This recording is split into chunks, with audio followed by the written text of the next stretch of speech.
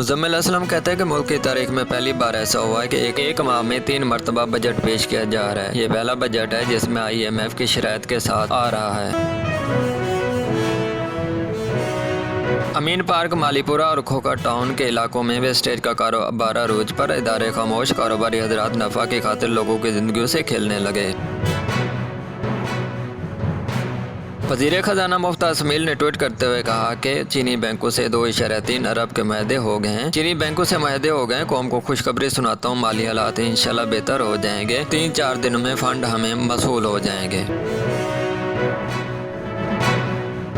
پاکستان تحریک انصاف کے چیئرمین اور سابق وزیر اعظم عمران خان نے کہا کہ انہوں نے نیب کو ختم کر دیا ہے اور نیب رانا ثناء اللہ کے ہاتھوں دے دیا ہے، جس سے پتہ چلتا ہے کہ یہ ملک کے ساتھ کیا کر رہے ہیں۔ عمران خان کا مزید کہنا تھا کہ انہوں نے نیب اوورسیز کے حقوق کو جو پامال کیا ہے، اس کی خاطر میں عوام کو سڑکوں پر نکالوں گا اور خود بھی نکلوں گا۔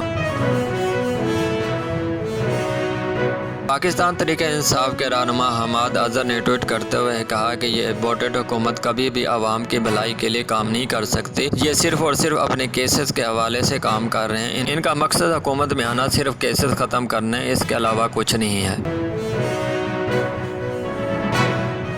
پاکستان کے وزیر اعظم شہباز شریف نے کہا ہے کہ انشاءاللہ جلد حالات بہتر ہو جائیں گے۔ ہمیں مشکل فیصلے کرنے پڑ رہے ہیں۔ ہمیں پتہ ہے کہ عوام اس وقت کس حالت میں ہے۔ انشاءاللہ جلد حالات بہتر ہو جائیں گے۔